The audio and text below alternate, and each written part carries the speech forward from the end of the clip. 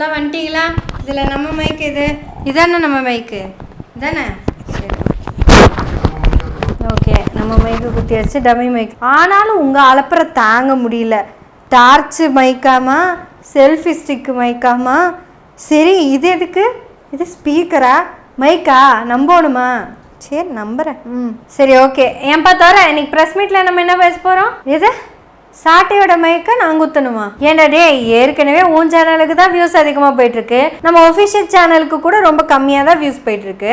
அப்புறம் தோழர்களே, இந்த வாடா போடான்னு சொல்கிறது பேசுறது நான் கிடையாது, சீமான் தான். நான் மரியாதை குறைவாலாம் பேச போகிறதில்ல, மரியாதையோடு தான் பேச போகிறேன். முதல்ல உன் சேனலை கட் பண்ணணும். நாம் தமிழர்லேயே நீ தான் முதல்ல சேனல் ஆரம்பித்தவன். அதனால தான் உனக்கு 1 மில்லியன் கிட்டத்தட்ட சப்ஸ்கிரைபர்ஸ் வந்துட்டாங்க, வியூஸும் அதிகமாக போயிட்டுருக்குது. அதனால தான் நீ பசங்களை மதிக்கிறது இல்லைன்னு கேள்விப்பட்டேன். ஆடதோர நான் சும்மா சொன்னேன், உங்ககிட்ட இல்லாத என்னோட ஆடியோ வீடியோவா சும்மா விளையாட்டுக்கு சொன்னேன், உன்னை மிரட்டி பார்த்தேன். சரி, ஓகே, நம்ம எல்லாம் ப்ரெஸ் மீட்டுக்கு போயிடலாமா? தாய் தமிழ் மக்கள் அனைவருக்கும் ஸ்தோத்திரம். பாருங்க, என்கிட்ட எவ்வளவு மனு வந்திருக்குன்னு பாருங்க. 1 2 எத்தனை மனு வந்திருக்கு. நான் மனுவை படிக்கிற கேளுங்க. இந்த ஃப்ரம் அட்ரஸ் யாரு? விஜயலட்சுமி. ஐயோ, இது வேணாம், விட்டுலாம். அடுத்து என்ன? வெற்றிக்குமரன். சரி, வெற்றிக்குமரனுக்கு என்ன பிரச்சனை? சரி, இது வேணாம். அடுத்தது இது என்னப்பா? வெறும் நாத்தாக்கான்னு போட்டு ஒன்றிய செயலாளர்னு போட்டிருக்காங்க. இது மாவட்ட செயலாளரா? அப்படியே போட்டிருக்கு. இந்த மாதிரி என்கிட்ட நிறைய மனுக்கள் வரும். எல்லாத்தோட குறைகளையும் தீர்க்கிறது நான் தான். மக்கள் பிரச்சனையை தீர்க்கறதுல எனக்கு தாங்க முக்கிய பங்கே இருக்கு. அரசாங்கங்கள் என்ன செய்யுது? அரசாங்கம் ஏதாவது வேலை செய்யுதா? ஏன்டா அவன் கேட்டது? மனு வாங்கறதுக்கு நான் யாரா? எனக்கு என்ன தகுதி இருக்குன்னு வேற கேக்குறியா? கொடுக்குறாங்க, வாங்குறேன். வாங்கிட்டா நான் தானே போராடணும், வேற யார் போராடுவா? என்ன கேள்வி புரியல, இன்னொரு தடவை சொல்லு. எது? என் கட்சிக்குள்ளேயே இவ்வளவு பிரச்சனை இருக்கா?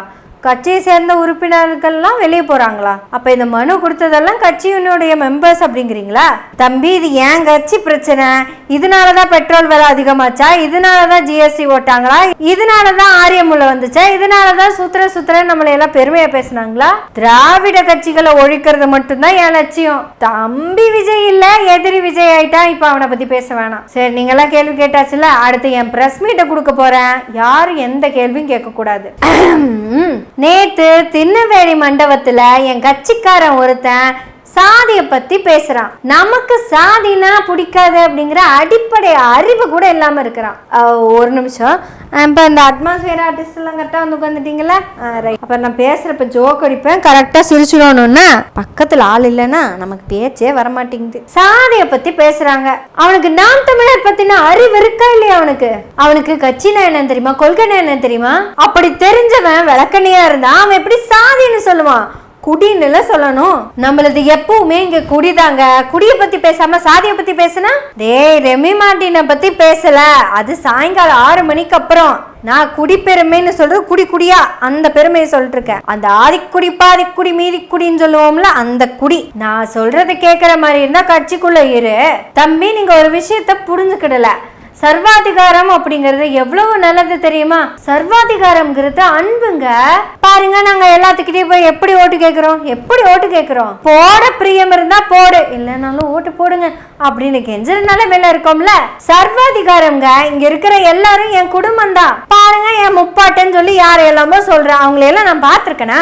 ஒரு ஆளை நான் கண்ணுக்கு நேரா பார்த்திருப்பேனா? எதுக்கு? அவசியமே இல்ல. நல்லா கேட்டுக்கிடுங்க, நான் வைக்கிறது தான் சட்டம். இது நாம் தமிழர் கட்சி இல்ல, நாம் சீமான் கட்சி. எவனுக்காவது தகுதி இருக்கா இந்த கட்சியை பத்தி பேசுறதுக்கு? இந்த கட்சியை நானே மண்ணு மிதிச்சு செங்கல் மிதிச்சு கட்டின கட்டடம். மண்ணு வாங்குறதுக்கோ செங்கல் வாங்குறதுக்கோ காசு கொடுத்தது வேணா நீங்களா இருக்கலாம். காசு கொடுத்துட்டா என்ன வேணாலும் பேசிடுவேன். நீயே பிச்சு போடுவேன், பிச்சு. நான் சொல்றத கேட்டு இருக்கிற மாதிரி இருந்தா இங்க இருங்க, இல்லைன்னா வெளியே போங்கடா, கிரீஸ்ல பார்க்கலாம். சரிங்க, நான் பிரஸ் மீட்டை முடிச்சுட்டேன். நீங்கெல்லாம் கிளம்பலாம், நானும் கிளம்புறேன். நீங்க இதுக்கு மேலேயும் வேணும்னா இந்த கட்சி விட்டு வெளியே போனாங்கல்ல, அவங்க கிட்ட இன்டர்வியூ எடுத்துக்கோங்க. அப்புறம் ரொம்ப முக்கியமான விஷயம், என் உட்கட்சி விவகாரத்தை பத்தி பேசுறதுக்கு உங்களுக்கு எந்த உரிமையும் கிடையாது. ஏன் பார்த்தர போலாமா?